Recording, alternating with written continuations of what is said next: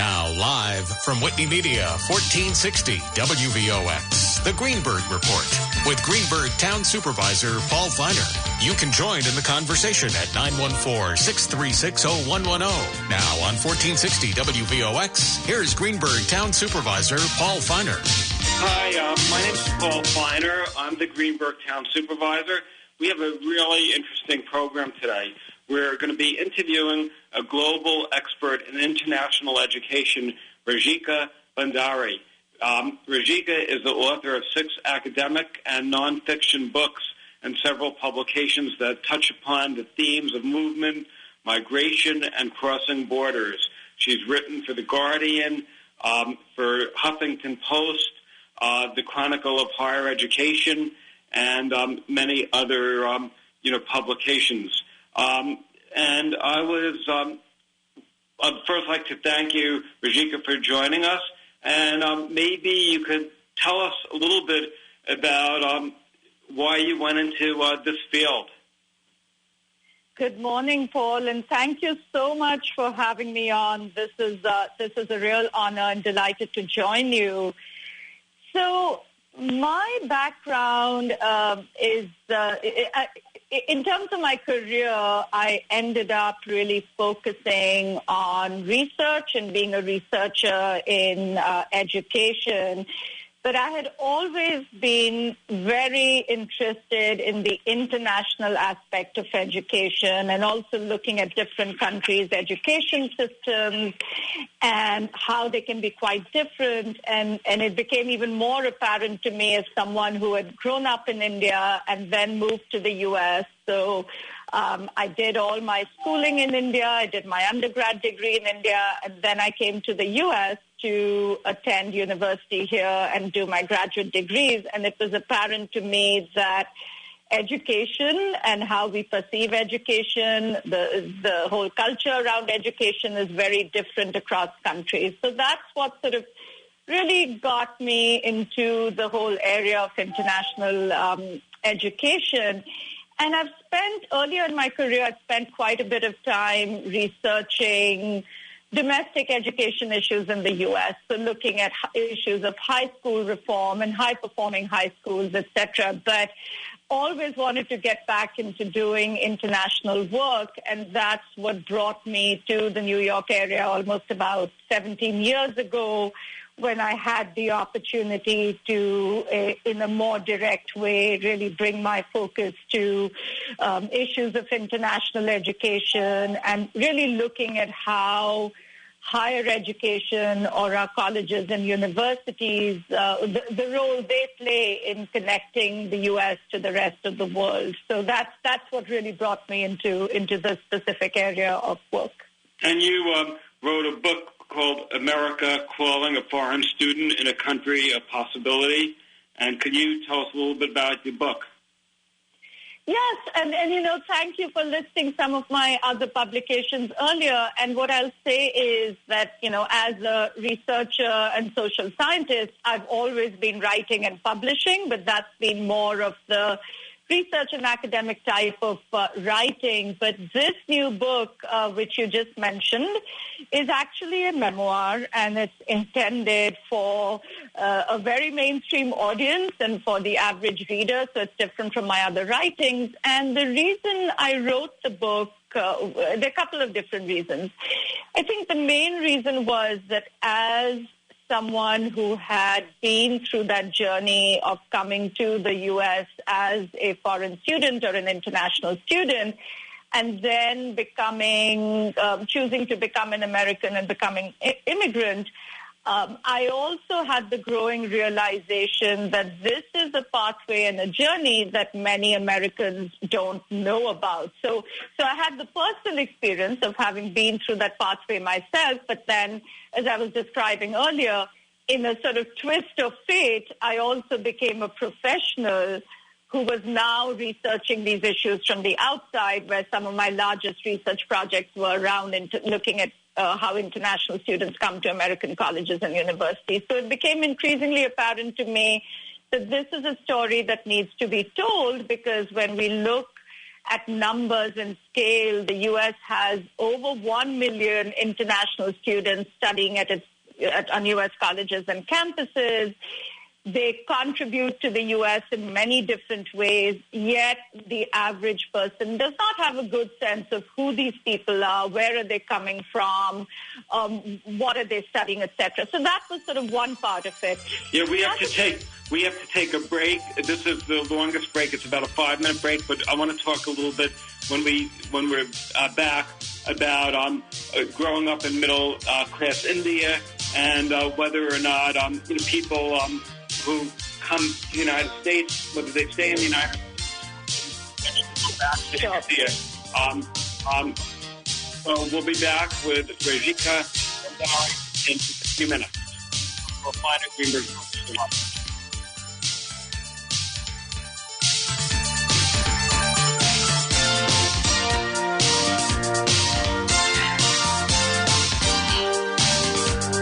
1460 WVOX.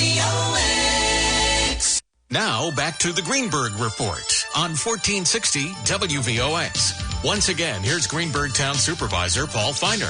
Good morning, Westchester. I'm Paul Feiner, and we have a really interesting program with Rajika Bhandari. And Rajika is the author of a book, America Calling, a Foreign Student in a Country of Possibility.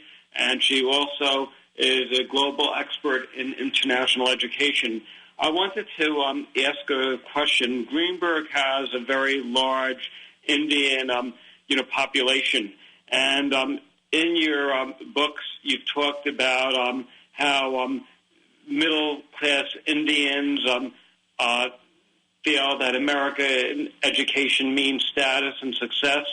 But the question is, do those residents of India who come to the United States, do they stay in the United States, and do they go back to India after their education? I think that's a great question, and I think we see both sides of that trend. Post-1960s, when there was immigration reform in the U.S. and the U.S. sort of opened its doors to the world's best and brightest and made a deliberate effort to attract students from around the world, that's when a number of Indians came to the U.S. to study. And so we've seen that flow since then. And I would say that it's a bit of both, that many Indians do choose to stay on and immigrate to the U.S., becoming citizens of the U.S. and living in communities all across the country, as you just described. But many are going back to their home country and to India, and we've seen this particularly over the past couple of decades, that as other countries in Asia have begun to build their economies and have grown, there's been a larger number of young people who were educated abroad going back to their home countries, because very often the opportunities that they found there were better than what they might have found in the U.S. So I think we see both sides of the coin. Right. The other question I had is, how did President Trump's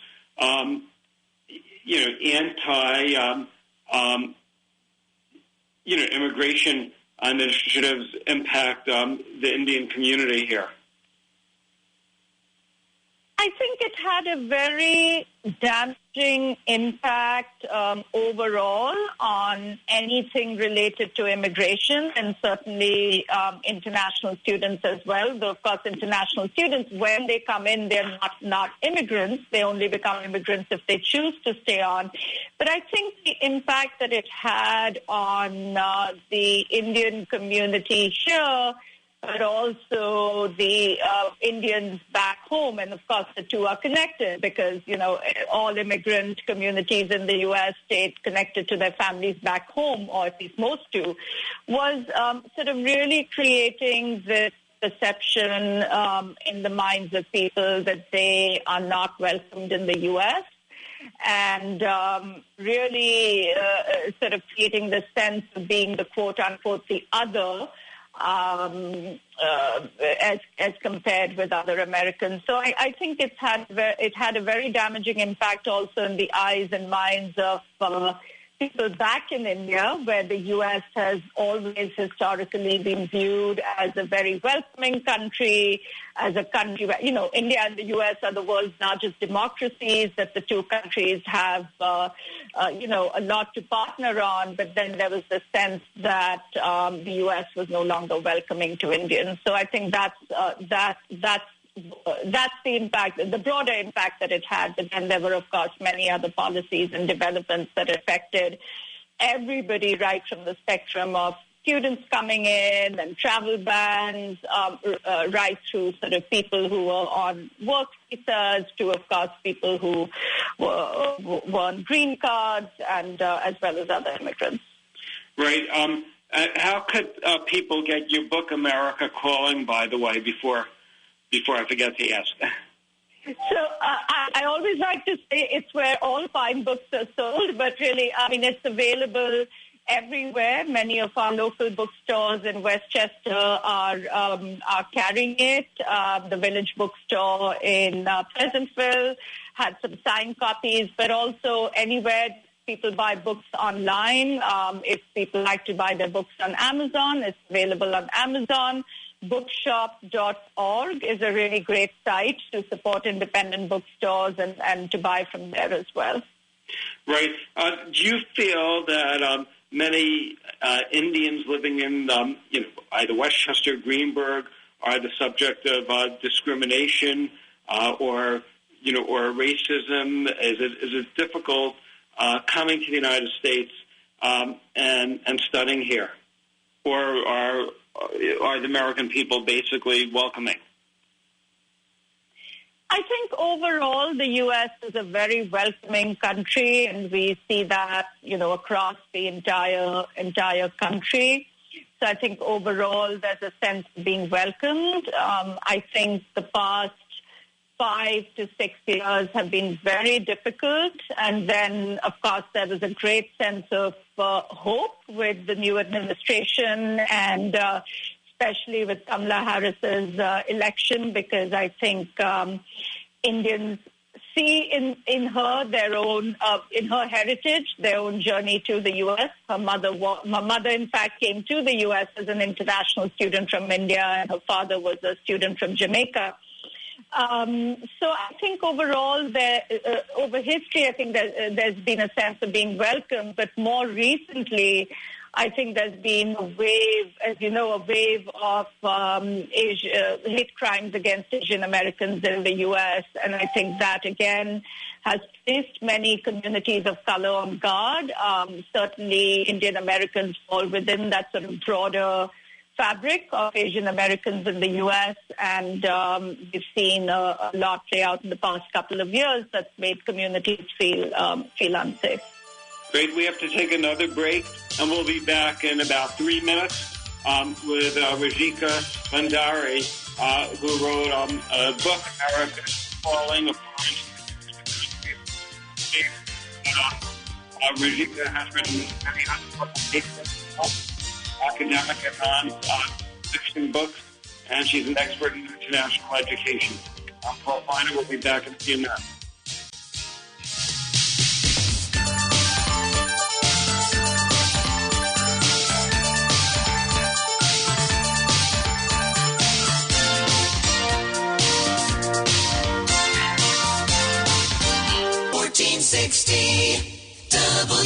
WVOX. Now back to the Greenburgh Report on 1460 WVOX. Once again, here's Greenburgh Town Supervisor Paul Feiner. Hi, I'm Paul Feiner. I'm Greenburgh Town Supervisor, and my guest today is Rajika Bhandari, who is an international expert on international education. I was reading some articles that you wrote, and you talked about the history of international education.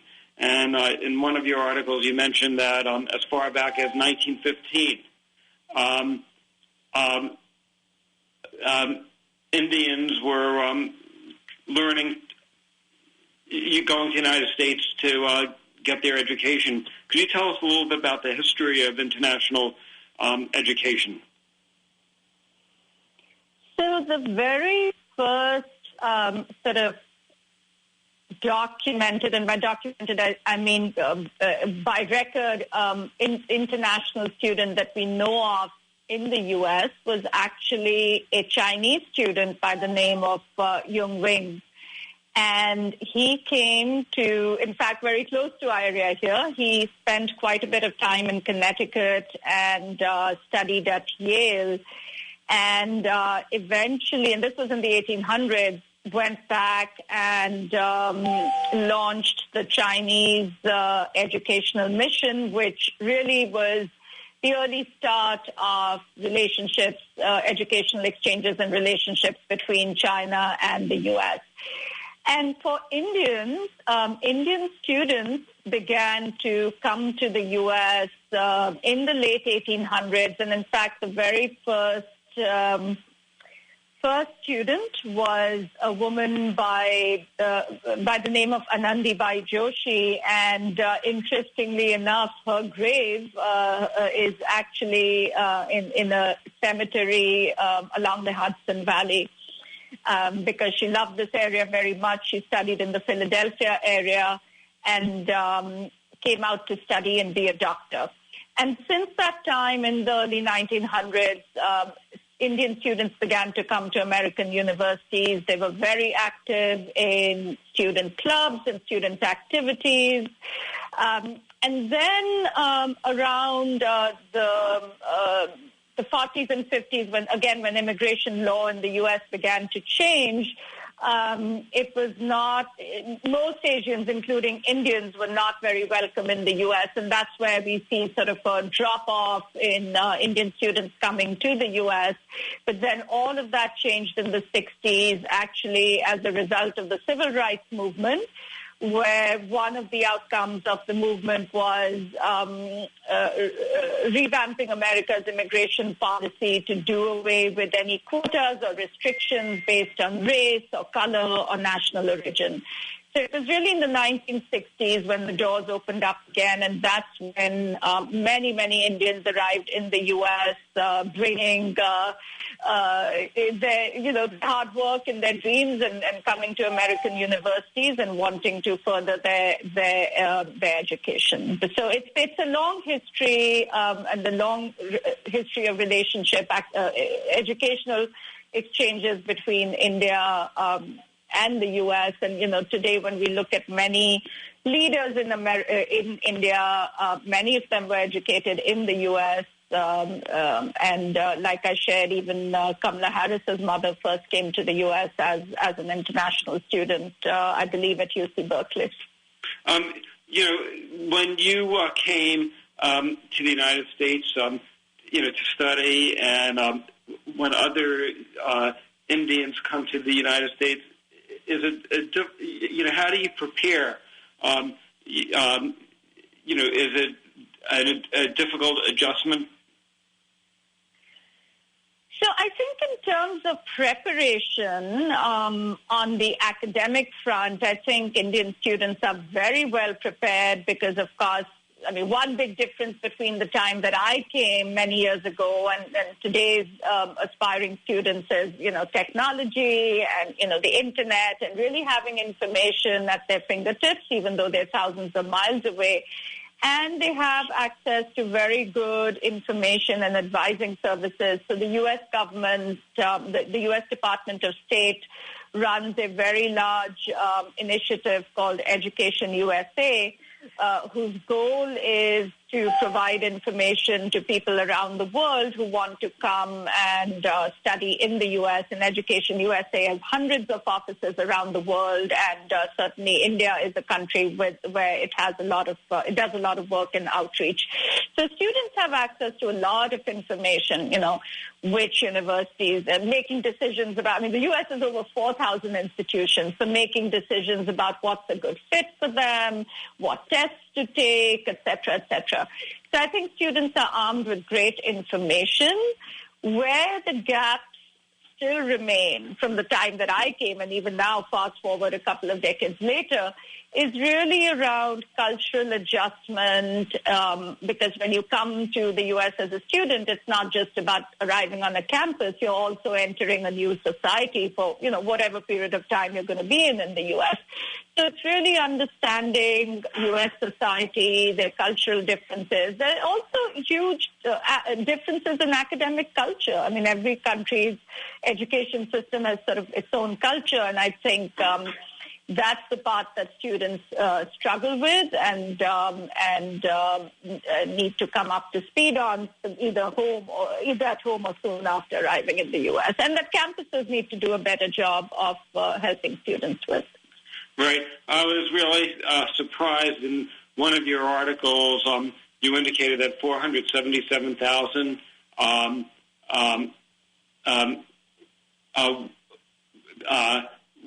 women and men were studying in the United States right now.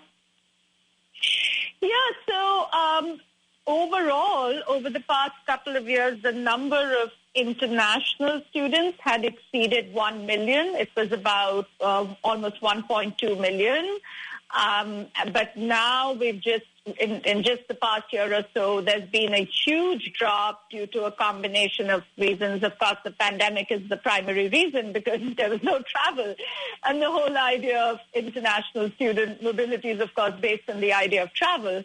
But universities were shut down, students couldn't travel. But also, as we talked earlier, some of the immigration policies and damaging proposals that were floated earlier have had an impact on how students feel about coming to the U.S. And look, the other thing is that globally, there is a huge competition for global talent and international students. And, and that's sort of the other point that my book makes on it's not just about sort of what's the value to international students in coming to the U.S., but that the U.S. is really losing out because a lot of that global talent is now choosing to go to other countries, competing countries like Canada or the UK or Australia and other similar Anglophone countries. So, so currently there, I believe the current estimates are about around 900,000 students, and that number has certainly fallen, and that's had a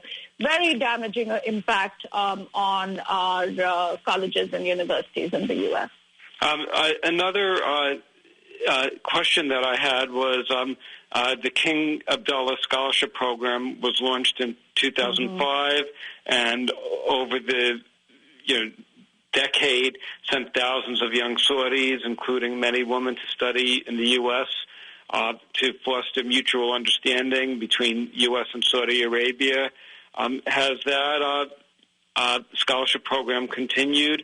And with so many countries in the Middle East that are really backwards in terms of women's rights, does it sort of undermine the stability of these kingdoms because those who study abroad experience freedom and democracy, which they don't have in the countries that they originally came from? That is a great question. So the program did end some years ago, and yes, many young Saudi women participated in that program and had an opportunity to go abroad and study in ways that they had not had before.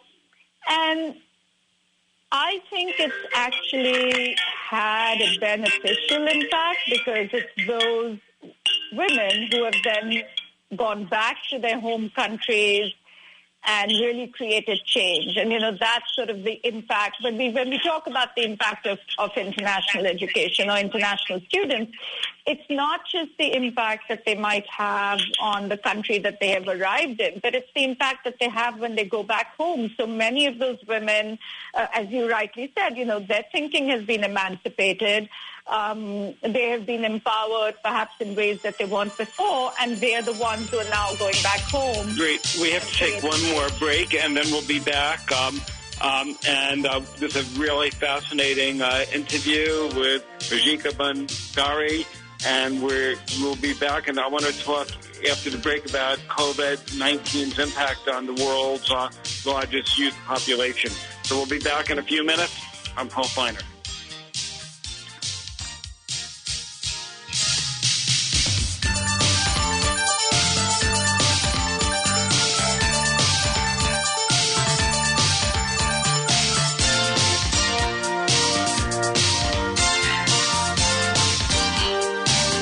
Now, back to the Greenburgh Report on 1460 WVOX. Once again, here's Greenburgh Town Supervisor Paul Feiner. Greenburgh Town Supervisor, and we have a really fascinating interview with Rajika Bhandari, and she's an international expert on international education, and she wrote a book, America Calling, a foreign student in a country of possibility. And I wanted to ask if you have a website. Yes, I do, and thank you for asking that. So it is www.rajikabhandari.com. So it's my name, and it's spelled Rajika, and my last name is spelled Bhandari. So it's rajikabhandari.com. Right, it's a fantastic website. I learned a lot from reading many of your articles and publications, and so informative. So I would definitely want to encourage people to take a look at your your website. I wanted to. You wrote an article, maybe a year and a half ago about COVID-19's impact on the world's largest youth population, and I wanted to know about the impact COVID has had on education and post-study work, and just the economy. Yeah, I mean, the impact has been really significant on education, I think, at all levels. Most of my work is in the higher education space, but I think we all can agree that the most terrible impact, or the most negative impact, has really been on younger students and on schools around the world. We've certainly seen it, in our own county here in Westchester, where schools had to scramble to adjust to online teaching and learning, and it's been very challenging for our schools. And that, that situation's played out globally, and and although we think about technology increasing access, the reality is that it also creates a huge digital divide. So as schools around the world have moved to being online, there are still many, many students who do not have access to, things that we take for granted, a computer, a really good internet connection. I mean, we've had those issues even in New York City. Why go that far? So I think it's been a very challenging time. It's really raised these issues of sort of who has access and who doesn't. For college students, it's, of course, been very difficult because many U.S. colleges and universities had to shutter their doors initially, as they, too, were scrambling to figure out how they would deal with the virus. And this was, of course, well before vaccinations. And then for international students, it had a particularly damaging impact because it resulted in a lot of chaos when their campuses began to shut down. Many of them did not know what to do. They were very often stranded on campus because flights had shut down. They couldn't fly home. Some of them could no longer work because most international students are subject to begin with, are subject to a lot of work restrictions. And the few opportunities that they had no longer existed. And there have been, like the Indian consulate set up helplines for students. There were stories of students not being able to remain on campus and needing to literally go and stay in the garage of a friend or neighbor. So it's been very difficult, and on top of that, there were all sort of some very damaging immigration-related proposals that made it even harder for international students during COVID. Now, fall of 2021 began on a much better note. Many campuses have opened up, both for U.S. students and international students. Many international students have been able to come back. But there's still a lot of it was still a period of a great deal of uncertainty because things like, different quarantining rules in different countries, the U.S. does not have sort of, unlike some other countries, it doesn't have a national mandate around certain things. And so it's just been a period of great uncertainty for students. Right. To become an international student, is it very difficult for somebody from India to, to get, to the United States? Are basically the students who are studying here sort of the smartest ones in high school, or is it really open to anyone? So I would say that the biggest barrier students face is cost. And you know this, right, that in American education, college education is so expensive. And I think the statistic is that it's increased by like 116% over the past couple of decades. And American parents are struggling with this, that how are you going to afford a college education for your child? So for international students, especially those who are coming from countries like India, where the currency is so devalued against the dollar, $1 is equivalent to almost 75 rupees, or rather it will take 75 rupees to convert it to a single dollar. The cost is a huge factor. So I would say that no, it is not easy for any student from India to come to the U.S. When they do manage to come, it's really the culmination of a long period of working hard, taking tests, doing well academically, but also for the family to really be planning well in advance financially that this is something that they're going to do or they're going to support their child in. So it's not easy. To your question about who comes, I don't know about whether it's really, the top students or the best and brightest. It's certainly very competitive, but I would say that it is still biased in favor of those students who come from big cities, who come from families that have access to more information, and that, is often correlated with being financially more well off as well. So I think that, yes, there's certainly some groups of students who just have more access than others. It's very interesting because during the past, my tenure as town supervisor, I've had internship programs, and I've worked with a lot of, students. And in recent years, the students who excel the most and are the most ambitious with internships, competing in, say, scientific research papers. Most of the people who are really successful are from Indian heritages. And I'm just wondering why how come the Indian culture is, has been so successful. Practically every success story we've had in the past few years, an Indian family. We've had youth advisory councils. We've had, students with so many different initiatives, whether it's helping the hungry, helping the poor, getting involved in this project or that project.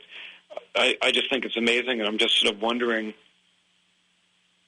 how come?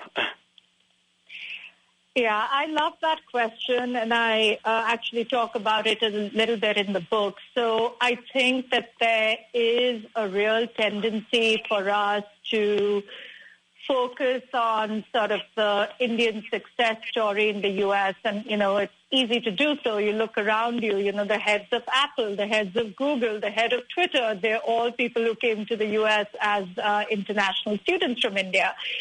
But in all of that, I want to actually make the point for your listeners that it's very easy to forget that there are real variations across the Indians who come to the U.S. as well as in what their experiences are. And here in Westchester, because it's Westchester County and it's a more affluent area, the Indians that we are seeing are really the ones who, come through the pathway that I came through and that I described, that of skilled immigration. They come to elite colleges and universities. They obtain degrees here and they go on to these success stories. And it's sort of very much of this model minority myth that often surrounds Indians and other Asians, that they're all super achieving, they're all brilliant, they're all smart. But that's not true. That's not the experience of all Indians, because there are many, many Indians in the U.S. who are more working class, who work in other sectors of the country and contribute to its economy. And their struggles are very different from the Indians that you and I are talking about today. Right. So I do want to draw attention to that it's very easy to forget that. And we mustn't. I mean, in fact, I'll just share something that, is often forgotten, that the very first Indians came to the U.S. in the 1700s and 1800s to build the American railroads and to be farm workers in California. So actually, if we go way back, that was the origin of Indians in the U.S.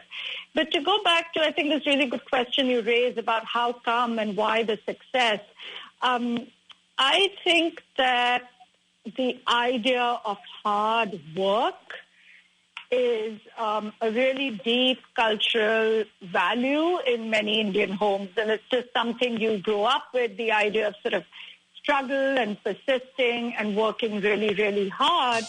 And I think that's what we see. We're out of time. And I just want to thank you for being my guest. My guest is Rajika Bhandari, and I encourage everybody to read her book, America Calling, A Foreign Student in a Country of Possibility. Really fascinating book. And Rajika, thank you so much for joining us.